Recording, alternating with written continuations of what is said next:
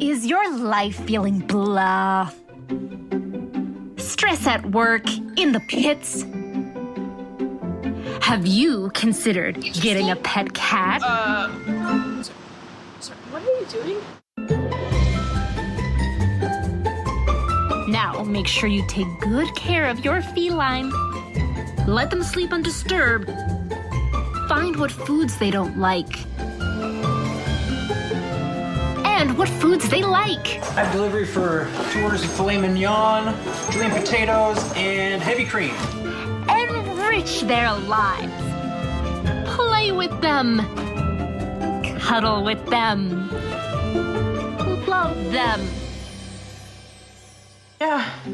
Are you sleeping with to be clear, the woman dressed like a cat? Well, last night was really something, huh? Meow. You gonna be here when I get back? No. Well, if you leave, lock up, and if not, milk is in the... Soon, you will have a happy, wonderful life with your cat. How can one cat be taking down the criminal underworld? Darling, baby, darling, I'm coming to town for a visit. Great!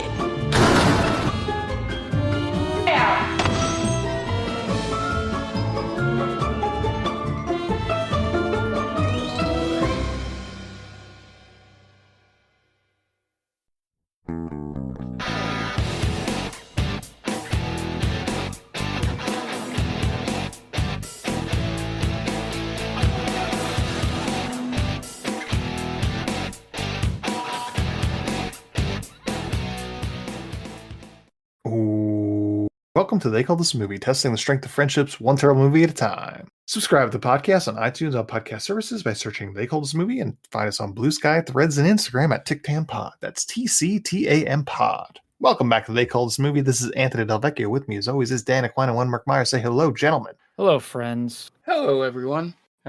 It's almost March Madness time, so I am excited to watch a bunch of basketball that I haven't really paid attention to because I do not have as much free time as I did in my 20s, and just root for the weirdest and fun looking team out there to pull upsets against other teams. I don't know. I love this time of year.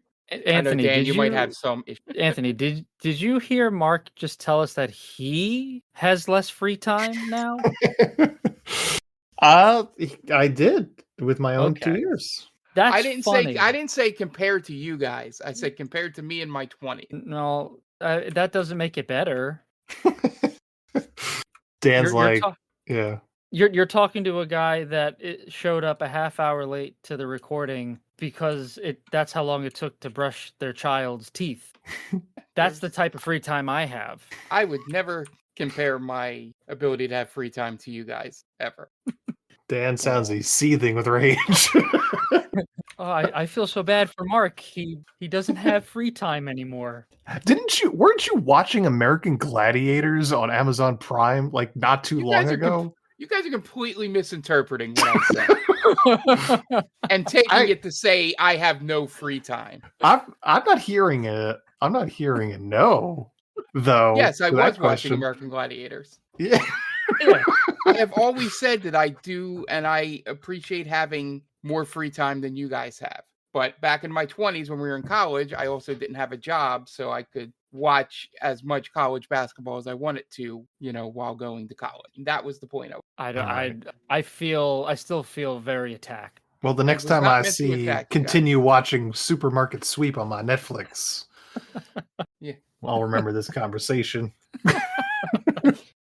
So and my point to point out to you, Dan, was that I know you used to work March Madness. So my point was being you may have a different feeling about March Madness than I do. I hate it. I hate it so much. I got chewed out quite a few times, March Madness. Was it because of your lack of hustle? There was one that was lack of hustle. Yeah, I didn't get a buzzer beater call up to the audio sweetening booth fast, so I was scolded. I was given a stern lecture of how time is of the essence. So I said, "Okay, I'm sorry. I apologize." And then I went about my business. But yeah, I've never been a big basketball fan. Regardless, I'm not. Ever since I was a kid, I never got into basketball. So this whole thing is completely off the deep end for me. Okay, nice. Well, yeah, I have not watched a single moment of college basketball this year. I'm probably going to do my company, or at least our team, doesn't necessarily do a pool, so I probably won't be in any pools this year either. So it'll go on without me, I suppose. But you guys are keeping me busy with just fantasy baseball, which again, being the commissioner, just you guys are the bane of my existence. Just like football. Well, hold on. The collective you guys, Okay, not specifically you and Mark, but the collective you guys. I make a point to be punctual because I don't want to face the wrath of Anthony. Because I don't want to get these sassy remarks thrown my way. It's everyone else. It's me and Mark are pretty good. Yeah, the collective you guys. Yes. The royal you. Yeah, I hate you all equally though. And less during this time, because baseball doesn't really affect me, because football more so. I feel like you were the closest to the commissioner from was it that TV show that was on FX? The League. The League. Yeah. Yeah. The guy who pretended to be at 9/11. Right, yeah. Yeah. Just like Anthony pretended. I have, yeah. Many a time. You missed your flight that day, I remember. Well, I've told people that I was the one that told Gerard Way, hey, maybe you should write a song about this. And then my Chemical Romance was born right there. No, I see this is weird because I remember you telling me that you were the one who had the conversation with Marky Mark about how it wouldn't have gone down that way. Yes. And he aped that from you. It's true. I've also told people that I went out drinking with Seth MacFarlane the night before and he missed his flight. Wow. So you're to blame. This is Yeah. all on you. Sorry. Cleveland show is sort of my fault. Oh, and the new Stewie show is coming out. That's right. We could have been spared this if Ant didn't have a penchant for late night drinking. It's true. Still not going to make me quit.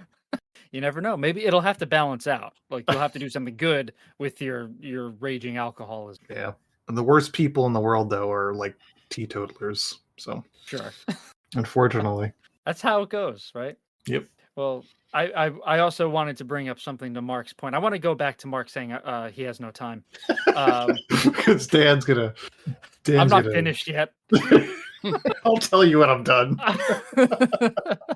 Well, there's a reason. There's an underlying reason why I want to bring it up because it involves our Discord. That we have a Discord channel with our Patreon members, and Mark has, to his credit, has been posting more often. So I give Mark credit for that.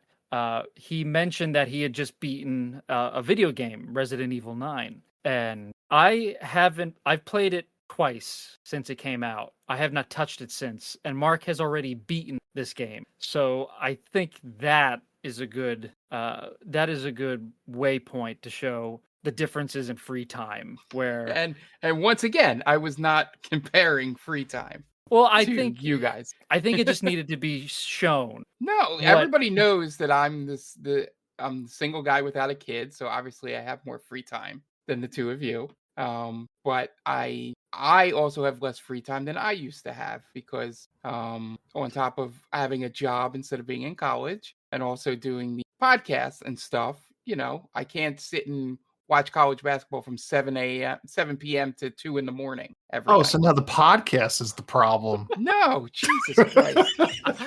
You would wake up at 2 in the morning to watch curling. I would.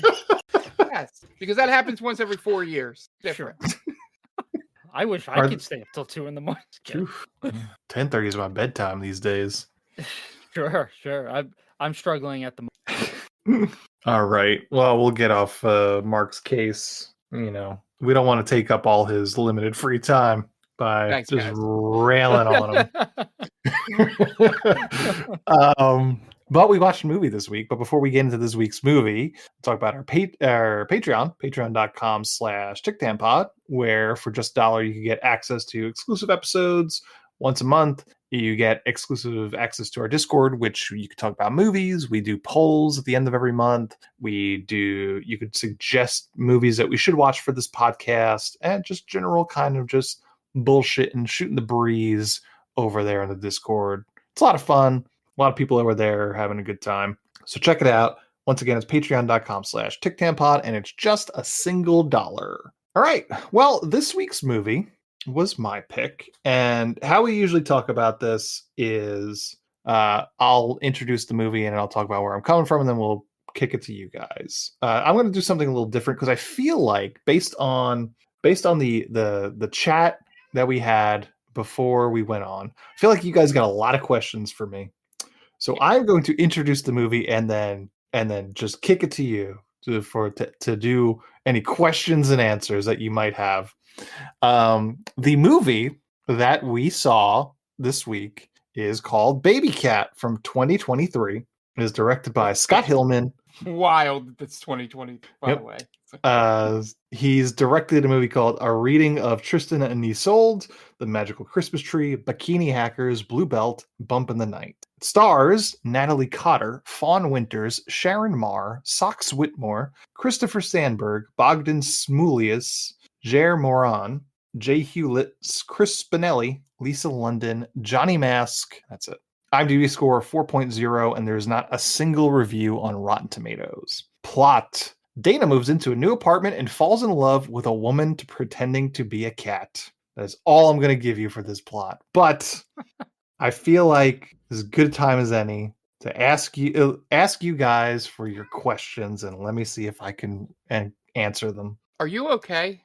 I'm fine. Yeah, I'm That's great. An important question. It's very important question. My question, where did you find this? How did you? Very good question. And it is a little bit of a boring answer. I have joined the Reddit for bad movies, r/bad movies. And I had seen this movie pop up several times and people talking about it. And I saw that and I said, we have to talk about this movie. So very standard kind of. I don't think you guys appreciate how much research I put into picking the movies that I go. I spend hours normally scouring the internet, going through like picking a movie on like a Prime and just going through the suggested other titles. I spent a good amount of time picking these movies, and this one kind of fell into my lap like a cat. I mean, I would do that with movie choices too if I had more free time. Sure. Yeah. Good. Mark's too busy. I'm sorry. I had to take that. Yeah. The other thing is, are you trying to tell us something about your movie? I do not have a Catwoman fetish. Okay, good. Okay. Listen, no judgment, but also a little judgment. Right. This is a no kink shame zone, but it does not apply to me. Okay. No kink shame. And my final question, I don't know if you have more, Dan. Did you have any hesitation when you saw the cover art, we'll say, when it popped up on Tubi? Absolutely not. Okay. No, Dan? My only question was where you found it, like, or how you did. That was very, very important because I didn't know if you actively searched for this or, like you said, it fell into your lap. Yeah. Good to know. Yep. So Baby Cats, as I mentioned, I was on the Bad Movies Reddit, and this movie had come up a number of times that I have been on there. And I looked it up and it looked wild. I checked the letterboxed reviews and confirmed that is just definitely something that we should talk about. And one of the other kind of nice things about this film is that, you know, we're playing in kind of the same league as like Red Letter Media and How Did This Get Made in terms of kind of the kind of content we usually watch, and neither of them have covered this film. So I always think it is a really good boon to kind of get the jump on them for a movie of this quality. I'm going to go out on the limb and say we've done it again, fellas. We've found a gem. And I've got to be honest with you, I don't hate this movie at all. This movie is baffling.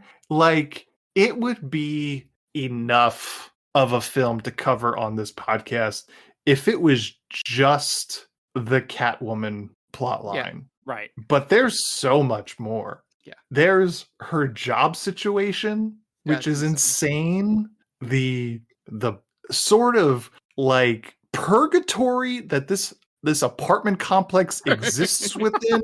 Yeah. It's like a tiny apartment. It's a tiny apartment where anytime the door opens, the green screen is certainly a choice. There's a scene where she opens the door and it goes from night to day in the same shot. The green screen. It is the wildest green screen we have ever covered. Shaky cam footage. Oh yeah. Oh yeah, that's real bad. A lot of zooms. There's my favorite green screen moment was when my favorite character was on screen, the delivery man. Delivery guy is great. He was actually pretty good. Is at one point he's talking and then all of a sudden this 25-foot man walks behind him. Yes. Someone walks in the shot. And because the green screen's so zoomed in, the person looks like they're 25 feet tall. The background is moving at all times. At all times. With a static shot, the background is all over the. Yes. Not to be insensitive, but it's like someone had Parkinson's was holding the camera. Like crazy shake. And I would say, honestly, I don't get to say it a whole lot in this podcast. There are moments of this movie that are genuinely funny. Yeah. Oh yeah. And most of them come from the delivery guy. Delivery man. The delivery guy. Amazing. But yeah, so that aside, like I said, I didn't hate this movie. I kind of enjoyed myself with it, but I want to know where you guys are coming from. Dan, let's start with you. All right. First of all, I don't know how to describe this movie accurately. This is baffling. And you are 100% right. We struck gold. This may be the best movie we've ever watched in terms of this podcast. Sure. It is a treasure trove of bad. And you mentioned like Red Letter Media, how did this get made? And we got the jump on them. And this movie, oddly enough, reminded me of another movie that we got the jump on them, which was Karate Christmas Miracle. Mm-hmm.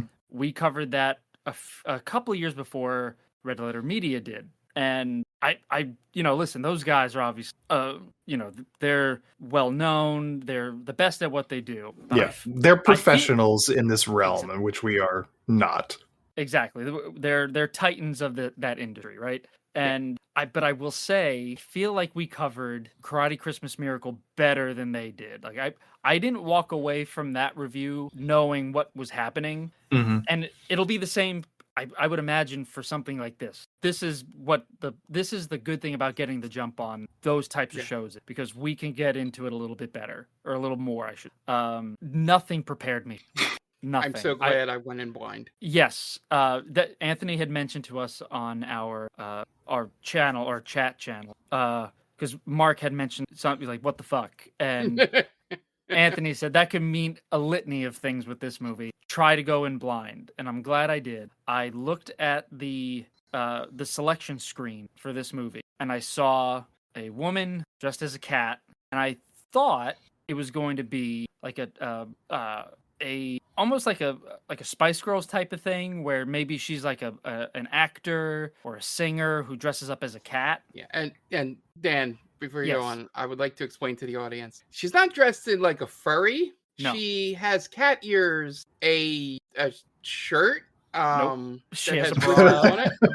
Bra and panties. That's it. And bra and panties that has a paw on the front of them. Yeah, and a tail. She has a tail. But that's it. That's her. She's got a really annoying bell around her neck. And a belt on her, yeah. And I think she wears leather gloves. And leather. But And some yeah, big ass shoes too.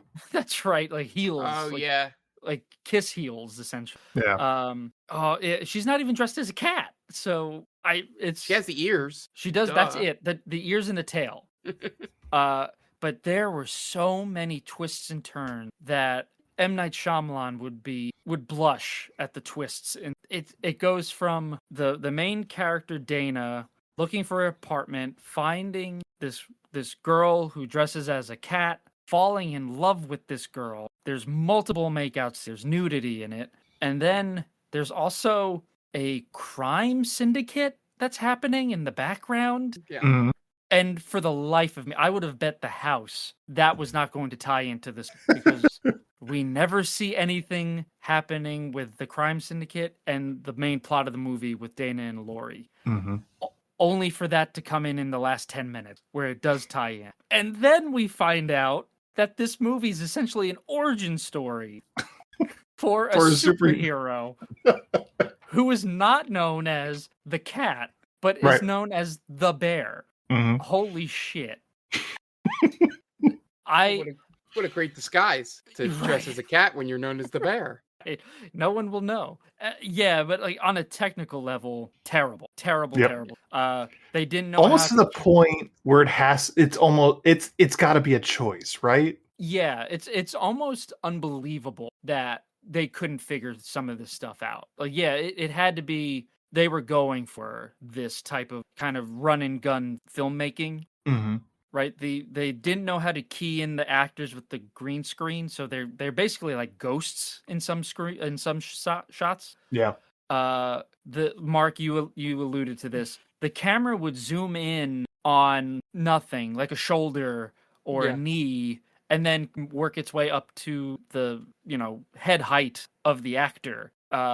Terrible lighting. There's some audio mixing problem. It is. Again, it's the perfect storm of bad filmmaking. And you're right, and I don't know if they did this on purpose or not. Because it seems self-aware at times. Yeah. Yeah, because it happens so often, right? Yeah. And then there's just lines about like, oh, I gotta go. I'm writing a series for Tubi. Gotta go. Oh, right. Yeah, that girl. Yeah, like there's like scaling issues. Right? At one point, Dana is outside of her apartment complex against a green screen, and there's a dumpster that is twice the size of her. So it like dwarfs her. So it had to have been that the director or whoever else was in charge of this, Scott Hillman, didn't have the technical wherewithal to fix these problems. Like, this is what I know how to do. This is how it's going to be. Yeah. All right, Mark, where are you coming from with Baby Cat? Oh boy, I'll agree up front with Anne a little bit. Is once you get over the weirdness and possible kink that this director has, or the actress, who knows. There are moments in this movie that are pretty funny, and it's not as terrible of a time watching this movie as some of the really bad ones we've watched. I think my favorite really good written scene is when she's at lunch with her mom or whatever, or dinner, and then the girl playing the cat just comes out as a normal person and joins them. God. And Dana just going, "Yes, Lori, I would love to know." Just the way she would react, how we would react in that situation. Sure. Like, and it was that was really well done. That's the one that I give credit for. A lot of the times, while the acting in terms of talent wasn't great, the choices some of the characters made were completely believable. Like every time someone was like, "Oh, are you going to bring her inside and as a pet?" and she goes, "No, that's slavery." that line made me laugh. Like, no, she's still a person. Like, no, she's a human being. She's a human being. Like, but yeah, and then that the weird character Max Powers, which I couldn't really tell if that was supposed to be a teenager or just somebody in their 20s. It was almost like a Denny situation from The Room. Yeah, it was like I couldn't figure. I did. Well, research on he mentions that he had transitioned, so Yeah, it's a trans man. Yeah, yes. yeah. I could tell. Yeah, Yeah. I was saying I didn't know if they were supposed to be 16 or Right. or 20. My favorite part about Max Power is the first scene we meet him. Yeah. And his name is Max Power, so it's besides the Simpsons reference, it's Max Power. And then he continues to struggle with carrying luggage. That was pretty good stuff. Yeah. Yeah, they are a pretty good actor, because I did some research in terms of into them, and they are like basically the LA type singer actor, things all on social media, and wrote a couple books and things, like very LA actor type, but their name is Socks. Yeah, and I was just that's the that's actor's name. Yeah. Okay. Yeah, that's their name. Socks Whitmore. Yeah, Socks Whitmore. Cool. And I think that was one of the bravest things about it, mentioning, being a trans man, is that, didn't hide away from showing the scars from the top surgery at all, in this movie, which, yeah, and nobody mentioned, it was nice to see that, it's not drawn, no one draws attention to. No. And, that's pretty much this entire movie is all just accepting, whatever, someone identifies as or something, in this movie. The other funny thing was when, the girl that's the writer that is technically the building manager or agent or something, when they had the unspoken thing of why, the secret of Lori, the cat, it was she owns the building, doesn't she? Right. Yeah. Yeah. And she's independently wealthy because of this weird program that she's a part of. Yeah. And also her grandma. Oh, yes, that's right. What the hell? But I love Dana. I love Dana's reaction when she comes to the conclusion that she owns the building. He was like, Right. "Oh, that's the only thing that makes sense, or else you would have kicked her out a long time ago." Yeah. But yeah, it's just the commitment that the actress that plays Lori is to trying to act while only making cat sounds is kind of admirable, because he does a decent job of conveying different emotions. Sure. While just meowing. And yeah. And just to let you know, Ant, the what the fuck message was the first time they really meet. And she comes in the house and does all that, and then she sort of kicks her out, Dana. And then the scene cuts to Dana masturbating. Oh. Yeah. Yes. That's when I said, "What the fuck, Ant?" So many twists and turns in this movie. Sure. And then I love how like you guys said, how self-aware sometimes the characters are, when she goes, "Oh my god, I can't believe that happened, and can't believe that I let that the cat lady come in or whatever, and then I masturbated to it." Yeah. She's talking, her inner dialogue is just coming out. Yeah. Yeah. She does have those moments of Marvel jokes. It was Right. well, that happened. Yeah. I think she literally says that line. It's well, that happened.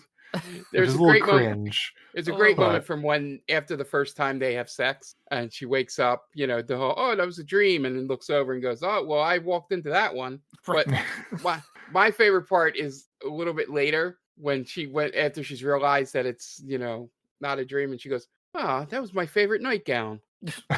It's the inner monologue coming out. Very strange dialogue in general. Yeah. But to your point, Mark, her Fawn Winters is the name of the cat, baby cat. It is a very committed performance. Commit to the bit, because she is the entire film, except for a very short amount of time, she is on all fours in barely anything, and pretending to be a cat as best as she can. So it is a thankless performance, I would say. I wonder how you convince someone to that. Yeah. How do you sell that? All right, I got a role for you. You're a cat, but you don't dress as a cat. You're still a person who thinks they're a cat. It looks like they have multiple movies with this company. Yeah, there's a few movies that she's in a pretty supporting or a pretty predominant role of movies that are on Tubi right now. Yeah, it seems like a bunch of these in this group are, because I think Socks, I saw one of the things on their IMDb was another movie, and one of the logos of the studios popped up on the autoplay trailer that's on people's IMDb page. Cinema Epoch, I think, is something like that. Yeah. Yeah. But yeah, it's just a wild movie, and I don't know how much money they actually made off of it. But every time we watch a movie like this, and I just go, we could do that, right? Like, who plays the cat? I can confidently say, could we film a movie with better quality? Absolutely. Could I ever come up with this film? Not in a million goddamn years. Yeah, that's the problem. That is a testament to the creator. Yeah. And again, it's like we're talking about the cat lady part, but there is like as Dan mentioned, this whole plot this whole movie becomes a superhero movie in the last act. The most bored superhero I've ever seen, of just pushing people around.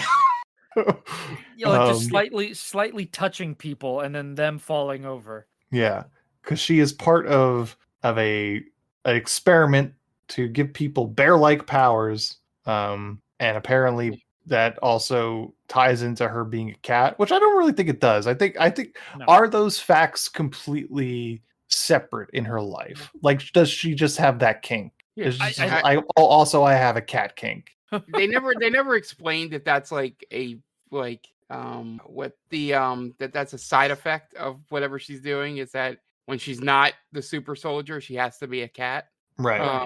Or something like that, and why she doesn't talk. Going back to a point Dan made, I just think, I don't know why it popped in my head. I'm not saying I was clued into anything better, but I figured out pretty early on that the person they were looking for in the crime syndicate was her, because every time they had a scene where it's like, I don't know, it was just one person, it's crazy, who could do that? And then the camera would cut immediately to a shot of her. Okay. Sure. And I'm like, oh, that's got to be why they're doing that. Because, it's not like it's cutting to different people after. It's every time they have that, go to that side objective, it cuts. Yeah. I also loved all the stock footage things that pop up. The news broadcast, the police. Real quick, the news, the ticker at the bottom. Yeah. One of my favorite parts of the movie. The ticker at the bottom says NASDAQ down 1.3. That's not how that works. 1.3. My favorite part about the news broadcast is where the news broadcaster is talking about bats. And how they the bats guy. The bats and how they collect silver so that they could buy insects because that's what they eat. Yeah, I thought it was like a fever dream he was having or something. Yeah. Oh man, there was one other thing.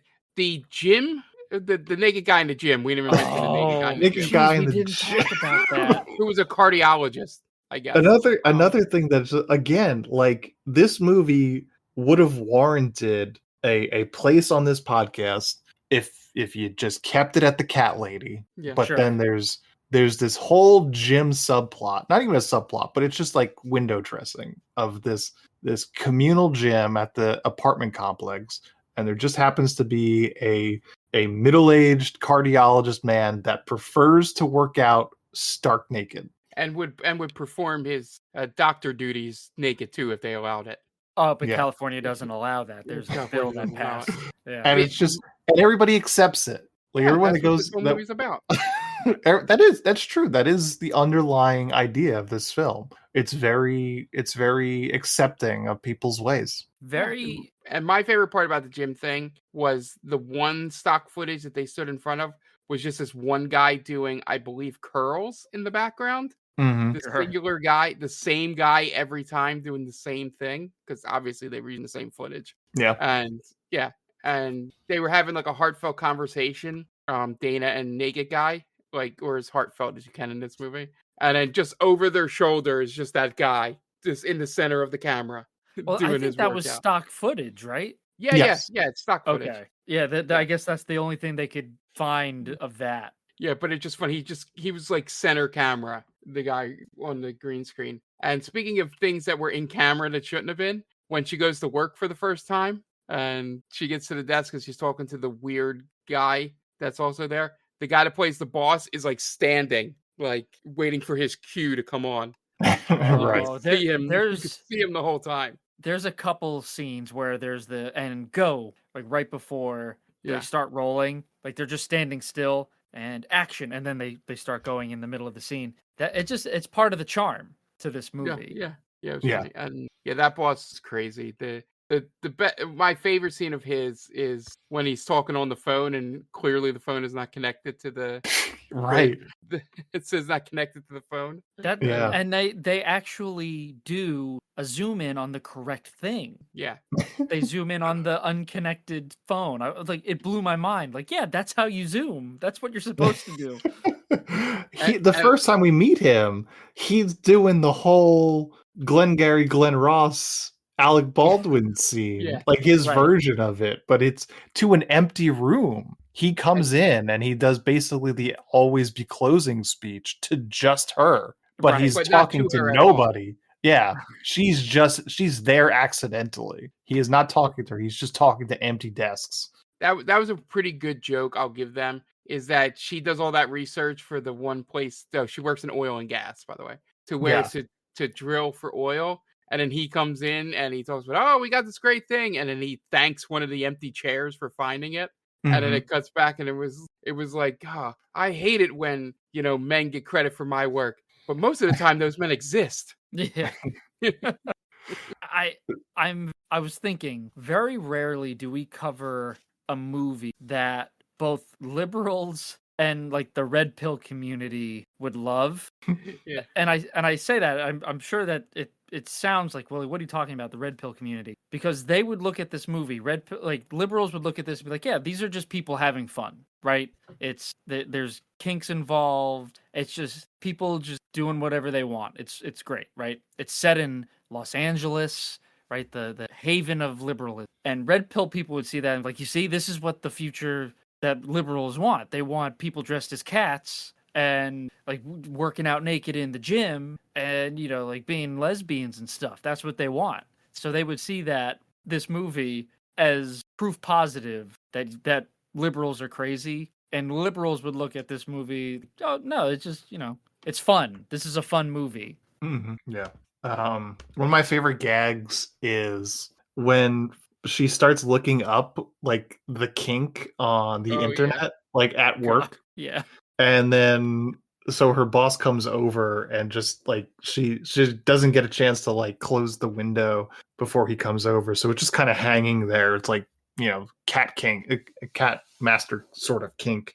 And he's talking to her. He's not recognizing that it's up, but she keeps glancing over, kind of like aware that it's just right there. And the headline keeps changing every time she looks at it because it's in her head. It's like, it's just explaining to her, it's like, yeah, it's a kink. This is your thing now. Also, you're the dom. Yeah. My favorite part, I think it's the first time they have sex when she walks up to her and is acting like it's the first time she's seen a boob, and she's like touching it, like poking at it. Yeah. There's a lot of attention paid to baby cat's boobs. I love that one scene where they're like mad. She's like mad or getting mad at her or something, and it cuts to the cat standing up. I think it's after she talks with the mom. Mm-hmm. Next time they're at the house, and then she's talking, yelling at her Dana and all that, and then all of a sudden the cat just takes her top off. Yeah. And then that sort of ends the argument. And we briefly mentioned the delivery man, but a welcome running gag in this film is where he comes in and he's a delivery man. He's also a singing telegram and just a regular telegram guy, and always asking for a tip. Well, he like hints at a tip. Right. He never asks for it, but he always brings it up. Right.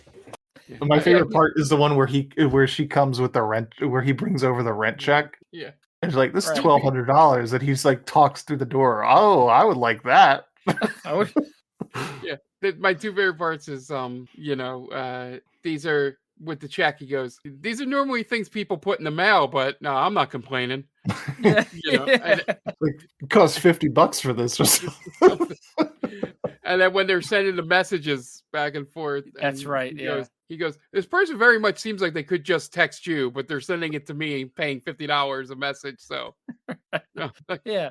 He drops something off, and then a moment later comes back, and he's like, "Yeah, I was on my way to the car, and I got this, so I just came back." and then the last one when she's like, when they do the lore dump from him, Yeah. which is one of my favorite parts of the entire movie, because he's reading it so sincere, like with not like a drip of like understanding. He's just reading it, and then he gets to the point where there's a typo, Right. and he says, I forget how how he says the wrong word, and he goes, that looks like a typo. I think it's supposed to be evil. We'll just go with evil. Yeah. And he reads the whole thing and he's like, I made a bunch of mistakes there. You want me to read it all again? Again. Yeah. Like, I couldn't believe someone with good comedic timing was in this movie. Yeah. He's really. Part of me, like, I wonder if was he one of the writers? Was he the director? I didn't know at the time, but I don't think he is. No, this is definitely one person's singular vision, and it wasn't him.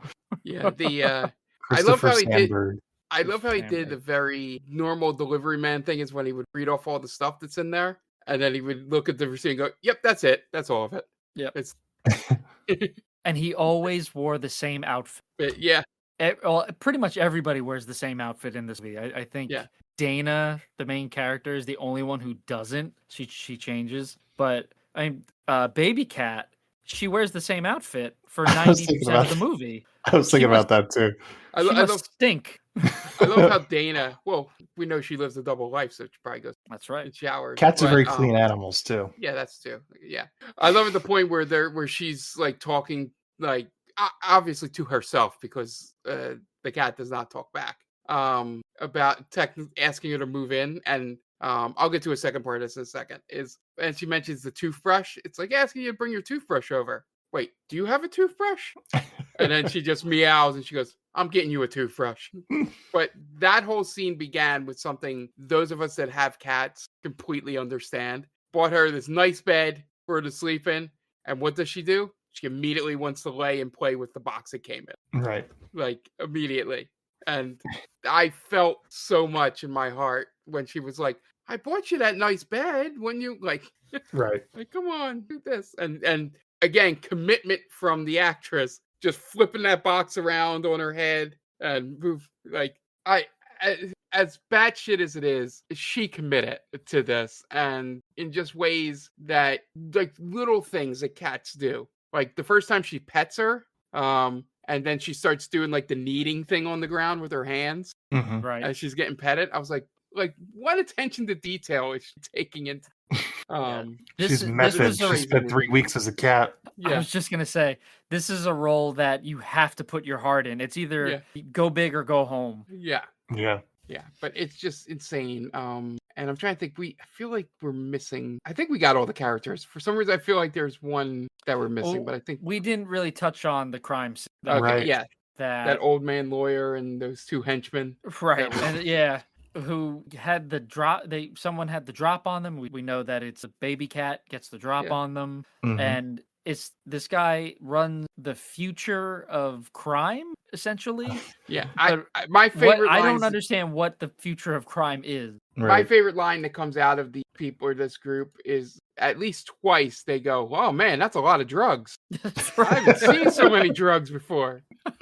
Yeah, and then it all ends. And with then we the never crime see boss. said drugs. Yeah, ends with the crime boss thinking he's going to become the next bear, and then he just immediately dies. And the line is, "Well, that's what happens when you take bear cocaine." Like they just didn't know how to end it. He just dies. But also, his hideout is like sometimes rented out to like improv troops or something. Music videos. Music videos. That's right. Another solid comedic line. Yeah.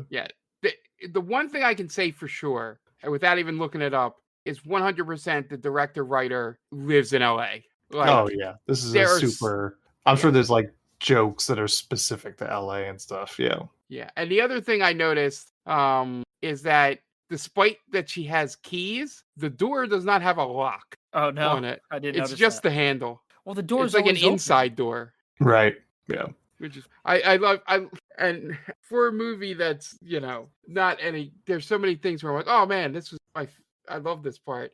Is when for some reason they're outside the house and then she just asks, do you want a key to the cat girl? Right. And then the cat girl goes like basically, meows no, and she goes, of course you want, yeah.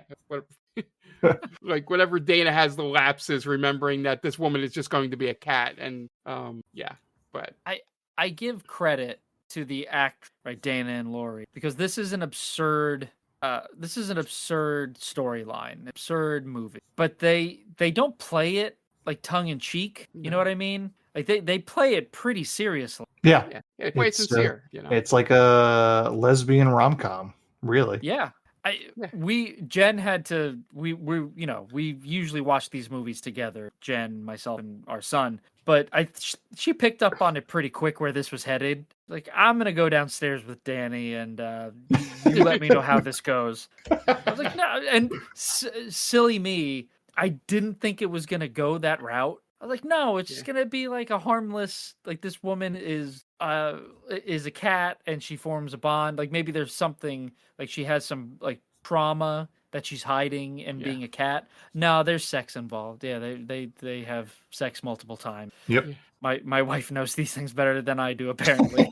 So I just remembered the thing that was on her computer. I believe the opening thing on that computer says, I think it says, so it's something like, so you're in love or something with a lesbian cat girl or something. Something like that. Yeah. Yeah. Like at beginning of one of those like self-help books. There's also a part of that website that says how much gray is too much gray. So I guess alluding to 50 Shades of Grey, or how many shades of gray is too much gray. But they spell two, like how in the is too many shades, T-O instead of T-O-O. So there's what I'm trying to say is this movie has some flaws. Yeah, and apparently on that video there was a photo of an alpaca, and then we find out later that's like her code word to turn into the super soldier. What? I did not pick up on that. Because when she realizes Dana's been kidnapped, and she just looks in the camera and goes, alpaca. Shit, I missed and then that. it cuts to Dana being tied to the chair. I don't know.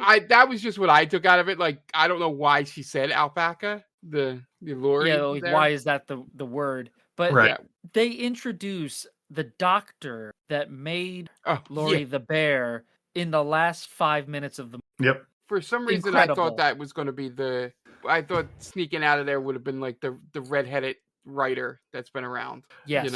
Right. I thought it was at a certain point, like when she first came on, I was like, oh, I guess that's not the same person. Which would have made sense for this movie. Like they're just reusing characters. Right. Yeah. Or recycling them. Yeah, I would have.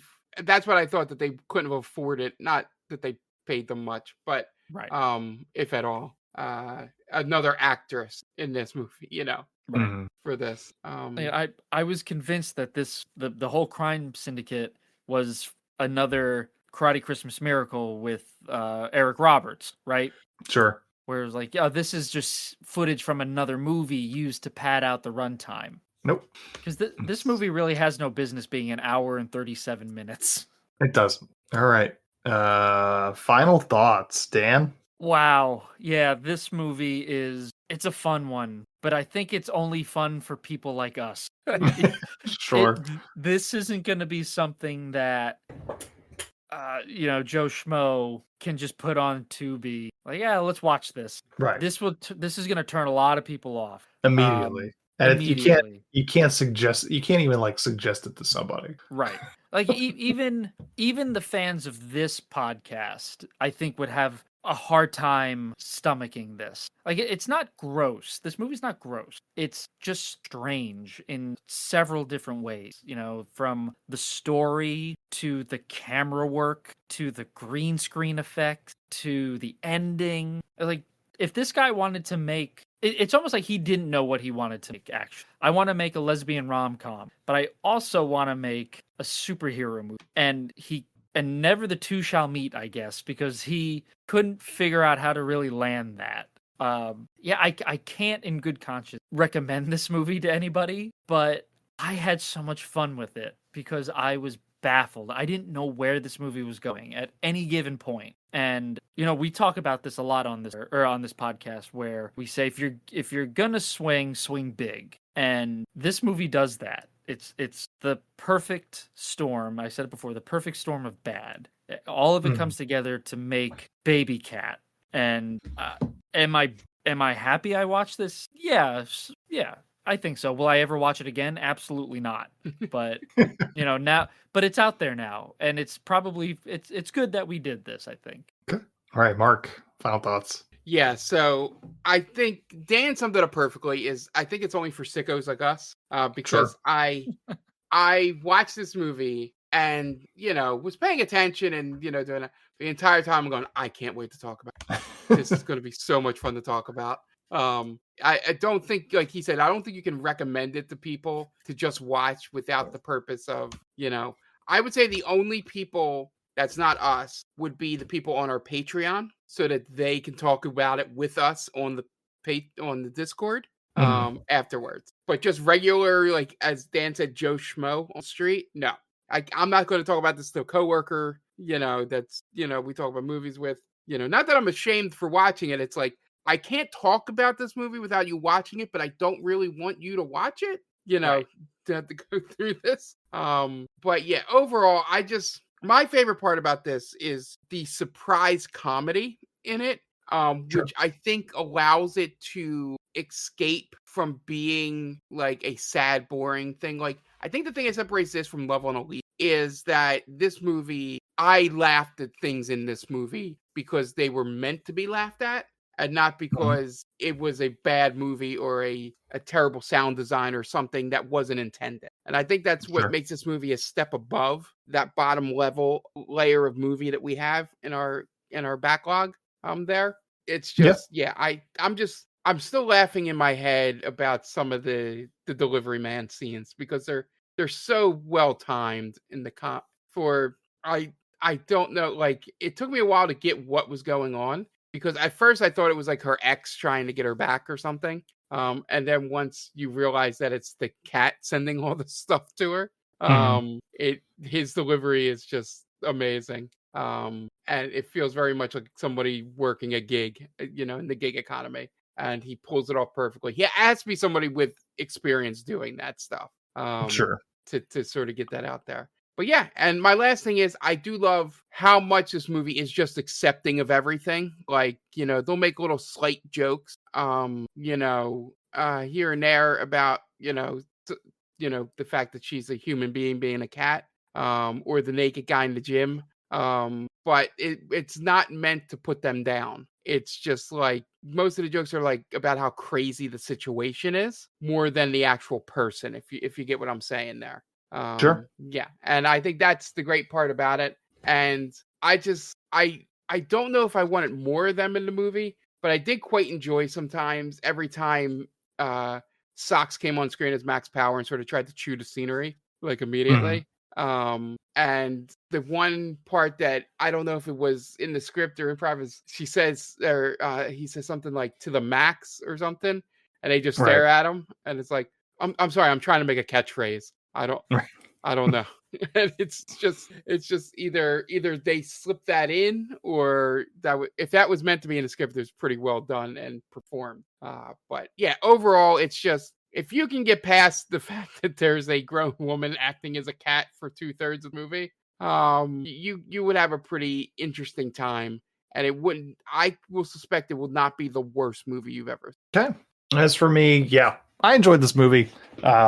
Surprisingly, it's surprisingly funny when it's supposed to be. It is incompetent in all the right ways, and you never really know where it's going. Appreciate it being a pretty, as Mark mentioned, pretty open and accepting of people and whatever kinks they have. Like, people confirm with our lead character that she's like, are you in a relationship with that cat? And she's like, yeah.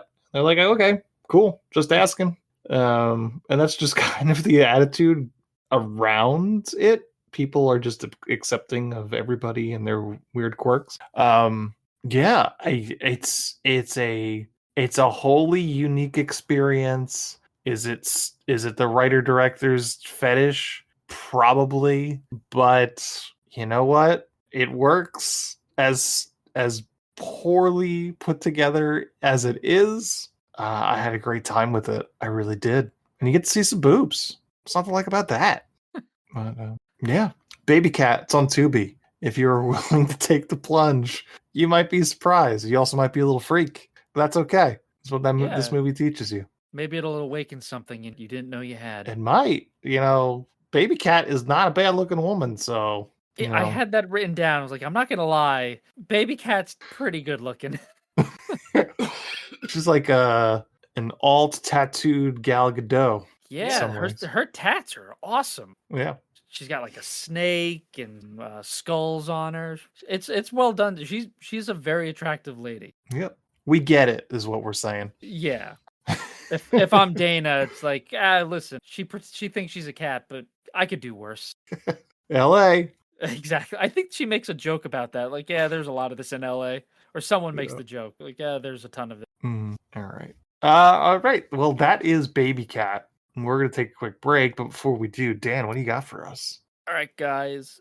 Please, if you have a moment, check out the Game Vault podcast run by our very own Mark Myers and our good friend Tom Schuster. It is a video game podcast where they discuss video games that they are playing, video games that are coming out soonish. They're talking about happenings in the industry as a whole. So big news coming down the pipe. They've got you covered. If you are a seasoned gamer or a noob, they have some great advice for you. So it's a good source of information. You could listen to them on any podcast platform of your choosing. So please make sure to rate and review them. It helps them out a great deal. They are on all socials at Game Vault Pod. They are on YouTube. If you search Game Vault Podcast, it will pop up. And they are also on Twitch at Game Vault Pod, where they are streaming newer games, older games. They have a lot of fun playing. It's a great community. So please follow them there and show some love. Okay, great. And we're going to take a quick break, and you guys are going to listen to messages from friends of the podcast. So we'll be right back. And welcome back. Now it's time for our final segment. And this week is tier lists. We haven't done a tier list in a bit, and we are doing cartoon cats. We have here, I think it said something about like 80-ish cats here. Some more famous than others, I can assure you. But we probably know enough of them where we can rank these. So let's start with resident cat person on the show, Mark. Yeah.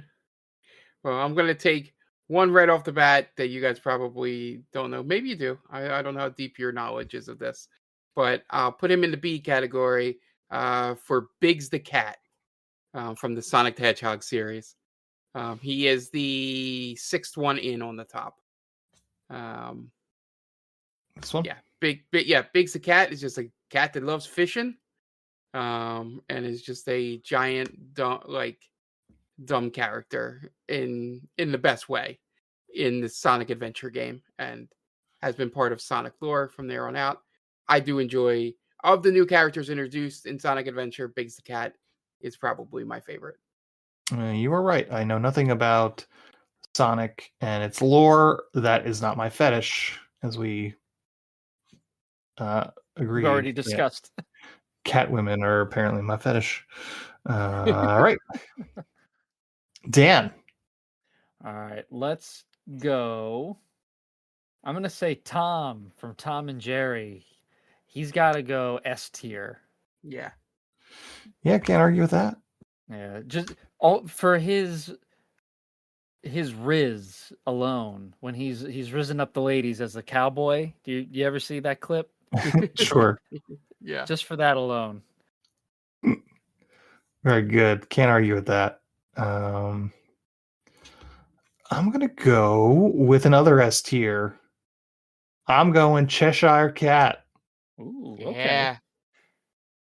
Yeah, I like the Cheshire Cat a lot. It's original Alice cartoon Cheshire too. Of course. If it was Johnny Depp bullshit, I wouldn't even pass right on by. Yeah. Yeah. We're pretending like those movies don't exist. He's an agent of chaos, and you love it. You'll have to see it. Mm-hmm. All right. Just Mark. having a good time. Yep. All right. We're going D tier for this one just because as much as they look like a cat, apparently according to the company that runs her thing, Hello Kitty is not a cat. It's a human girl. I was gonna say I think it's a girl. So D for not a cat. That's right. Hello Kitty, know your role. Stay in your lane. I mean, yeah, it's the opposite of baby cat. Mm-hmm. Oh man. All right, Dan. All right. Let's go. I think you know where I'm going next. I'm gonna go A tier. Let's go Scratchy. All right. A tier. Because he's a notch basically below Tom. Yeah. He's Tom, but just dialed up with the violence. Sure. All right. I'm gonna go D tier. The only one on this list that has probably said the N-word, Fritz the cat. I was trying to Fritz think. The cat. Yeah, We have. It was a while ago. Oh. Yeah, I was trying to think of a way to. That's the best way to introduce Fritz. I was looking at him. I was like, we have to put him on there, but what's the introduction to him? And you were 100% correct. MC Scat Cat might, but he also gets the pass. Yeah. Why? I think MC Scat Cat is black coded. No. Oh, okay. I don't know. Yeah. I don't know them well enough. Yeah. Right, Mark. Yeah, let's go. Is that two Sylvesters at the bottom? Never mind. No, that's the little guy. I don't know what his name is, but he's Little Sylvester. Okay. Yeah. That did. Sorry, it just distracted me for a second. Let's go another. I want to say A tier, but I would be convinced to go S if you guys want it there. Let's go with I'm gonna Stimpy from Ren and Stimpy. Right? I'm not a big fan of Ren and Stimpy. What'd you say, Mark? A? I'd say A too. Yeah. I feel like it's iconic. I like his character. This might be a controversial, better than Ren. And yeah, I think Stimpy is the thing that I laughed at more in that show. Yeah. I like what's you're not a fan of the Ren and Stimpy there, Dan? Yeah, I probably would have put him like C or B. I was never big on Ren and Stimpy growing up. Okay. By the way, that is Sylvester Jr. Not super creative in terms of that name. I was technically right. That is two Sylvesters down there. Yeah. You're right. Sylvester's my father's name. Call me Sylvester. All right, Dan. All right, let's go. We got to put Garfield on here somewhere. I would say B. You could maybe make a case for A. He's just so mean to John for no reason. Yeah, he's such an asshole. And it just shows that he's B tier and that some of the best comics are Garfield without Garfield. Sure. In it. There were comic strips that are just John with like his family that are funnier. Yeah. Or with Odie. Mm-hmm. All right. Let's see. You know what? In that same tone, I'm going to go D tier. The fake Garfield, Heathcliff. Yeah. Again, just like a couple notches below Garfield, really. Yeah. I feel like Heathcliff, if you probably look it up, is like, oh, actually, Heathcliff was the first one, and then Garfield was the second. Is this like a Hydrox Oreo situation? Yeah, pretty much. But Heathcliff sucks. Um, I don't know anything about him. he lives in Where a is his junkyard. defining? Okay. Yeah, tell us your real thoughts on Heathcliff. Heathcliff sucks. Show was no good. Even Garfield had like the U.S. Acres cartoon too, so he gets a pass on that one. Sure. All right, Mark. Yeah. So, you know what? Since I've been talking about him, I think another good B tier is Sylvester. Sure, I think that's a think pretty good he's spot for him. He's solid enough, but not enough of an impact to be A or S. But Yeah, serviceable to not be down with the possible cats that committed war crimes in D. sure. Did the Hello Kitty commit war crimes? I don't know. I guess we don't, right? Yeah. Yeah, I don't know their lore. Right. Yeah. Sylvester, not my favorite of the Looney Tunes gang. Yeah, he's fine. He's fine. I think Tweety really carries that. Yeah. Tweety's got back problems from carrying that. I feel like if like Coyote is better than him in essentially the same role, right? Yes, Yeah. but Sylvester actually talks, whereas Right. Coyote doesn't, which I Mhm. think adds to Coyote's strength. Yeah. His mystique, his aura. Yes. Wile E. Coyote's Suffers in always silence. aura farming. Mhm. All right, Dan, where are you going? You heard it here first. Sylvester Stallone aura farming. Or Sylvester Sylvester the the cat. cat. Yeah. Also Stallone now, I guess, trying to aura Yeah. farm. All right, I'm gonna go. Speaking of Looney Tunes, I'm gonna go S tier for Penelope Pussycat for having to deal with sexual harassment for decades. Sure, look at her. She's seen some shit. This poor cat. You can't do that nowadays. I'll tell you, you can't have that character. But yeah, this poor cat. Even when I was a kid, I remember thinking, like, this isn't fun. She's not happy. Yeah, man. Yeah. Dan, I know what you mean, putting French people on TV. Yeah. It's disgusting. All right. I'm gonna break out the C tier. We haven't had a C tier yet. I'm gonna go C tier. Felix the cat, because nobody gives a shit about Felix. I was thinking that whether even point out that he was there. That's how much we don't give a shit about it. No one cares, Felix. Yeah. You got a bag of tricks? Who gives a shit? Tell it walking. I was just gonna say, I know he has a bag of tricks. That's about it. Yeah.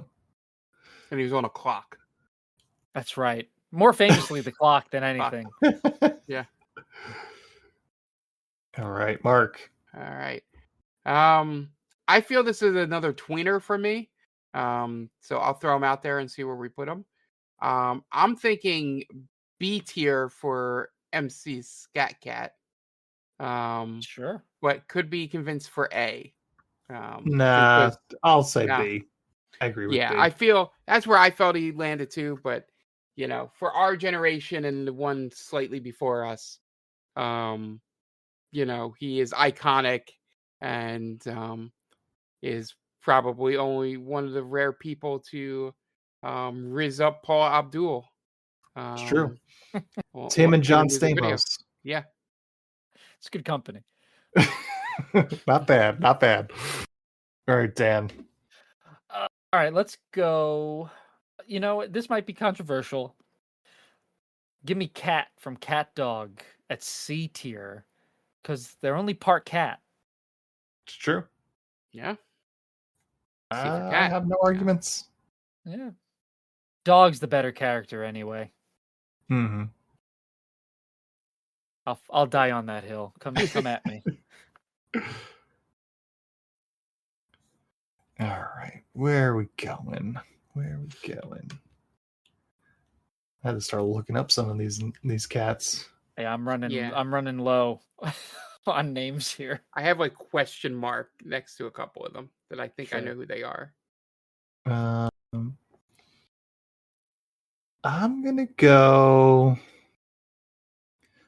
Oh, Meowth. I go Meowth. I think Meowth is a solid B tier Yeah, Yeah. the smartest of of Team Rocket. Yeah, he's pretty good. I like him. He doesn't. I don't think he has any sort of strength or powers. But No, that doesn't stop him from being the little trickster. they're like the one of the weakest Pokemon that I can Yeah. remember. Yeah, I remember when I was a kid, I was like, "Oh man, I got to catch that Meowth," and it was like, "I will never use this Meowth." Yep. Yeah, Payday. That's their biggest move, and it just sometimes you collect money. That's it. Yeah, I was already just rocking a level 24 Pidgey, Right. waiting for my Doug Trio. Ooh. OP'd. Yeah. Um, Yeah. So I Mark. think this the third cat in the second row, that's Lady, correct? From Lady and the Tramp, or is Lady was a no. dog. was that This is from Yeah. Aristocats. Aristocats? Yes. Okay. I See, forget their I name. recognize like half of these cats, but I can't put a name to most of them. Mhm. But yeah, I was gonna put I was gonna say that is a solid cat. So B or A if you guys have more history with that, but Well, she's part of the bourgeoisie, right? Yeah. I feel like we don't know her name. I would go C. C. Yeah, Okay. And she's a rich bitch. exactly. Yeah. Yeah, Tax the rich. exactly. Dan. Give me Snowball 2. I think It's a good one. that's a B or A. I'd probably settle on B, but because Snowball is a little unremarkable as a cat. It really is. Yeah. There's very few storylines centered around Snowball. Yeah. Yeah, Santa's Little Helper gets the lion's share, no pun intended, of Mhm. the animal storylines. Yeah.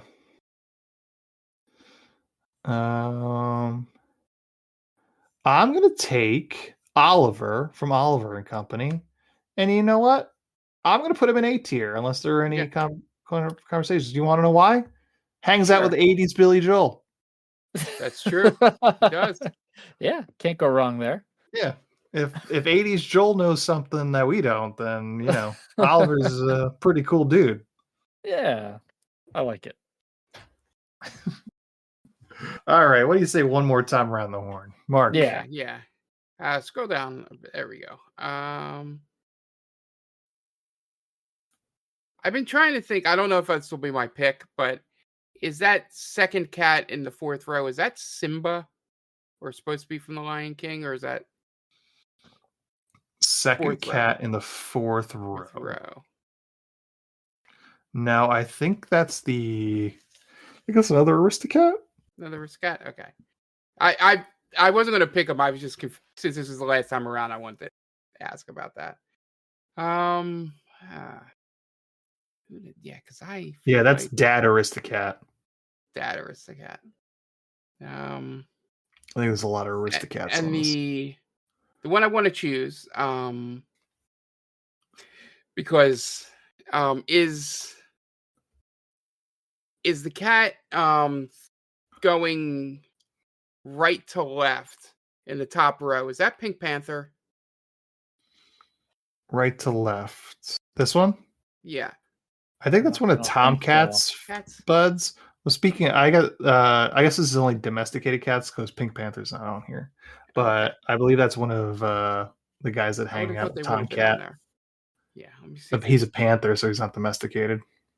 That's true, too. God, I'm just running. I didn't realize how many cats I don't have opinions on. Here, what? What Why about don't we the just? one from Sailor Moon, the second one in? Yeah, Is I that don't know their Luna? name. Luna. Luna? Yes. And there's also Artemis is here too. Yeah. Yeah. You know what? Since I'll leave those to you guys. Why don't we just put Sylvester Jr. in C? Okay. Got a Since little he's Scrappy Doo situation a going little bit on. of Scrappy Doo situation. But again, Sure. I do not believe Sylvester Jr. committed war crimes, so he stays out of the D category. Yeah, too young. Yeah, too young. All right, Dan. All right. Give me Top Cat. I think he's a solid B cat. You know. He's the one that talks jive, right? He's like exit stage right. No, that's Snagglepuss. Snagglepuss. Yeah, where's Snagglepuss on here? He's a cat. Is he not domesticated? He's not a domesticated animal. He's a Snagglepuss. Oh. What? I Like don't know what that means. these are cats. Yeah. They're not big cats. Oh, cats. gotcha. Just regular cats. All right. Yeah. He could go B. Okay. I know him, but I don't know him well enough. Yeah. Mhm. Before you make your choice, and I feel the last cat in the first row was somebody's sexual awakening. It looks that way. It's from I the don't know who that is. Thundercats, right? Yeah. Oh, okay. I think. But if It's they're not from the Cheetara. Thundercats, that's not a domesticated cat. But specifically, it's not Chitara, No. Right. which is a big cat. Thundercats characters. I'm looking it up right now. See who this is. Yeah. Maybe it's not. Just looking at her the whole time. I was But like, she's that more was definitely- humanoid. This cat. Yeah. I don't know who this is. Maybe Just I to don't look know at that. Just to look at that photo is just. I'm like, yeah, I'm gonna find it out. Somebody questioned their feelings. This better not awaken anything in me. Is that what you're saying? Yeah. Yeah. Let's see. We're gonna reverse Google image search this cat. I am very curious to see who this is. Yeah, and then you at home can also look it up. This is Riff-raff? Cleo from Yeah, the Cleo. Cadillac Cats. And one of the results is furry ladies from the 80s cartoons. Yeah. That's a great name Heathcliff. for a cat show, though. The Cadillac Cats. Oh, it was Heathcliff. This is like Heathcliff's main squeeze. Should she go like S tier for having to deal with Heathcliff? No. Anyway. Whose turn? You went with Top Cat? Dan? Yes. Yeah, it's your turn, Ant. Yep. Okay. Let's bring it home. We have that dumb little guy from Pinocchio. And we have this other one, Figaro from Pinocchio, too. We have the evil stepmother's cat right there. Right? The one who Oh, yeah. yeah. Yeah, we have the guy Artemis from and Goof Troop. Luna. Goof Troop. I wasn't a Goof Troop guy. Yeah. I thought they were all dogs. Yeah, they're technically funny animals. Okay. Have you heard that? How about Dan? I have, yeah. Yeah. Okay. I'll do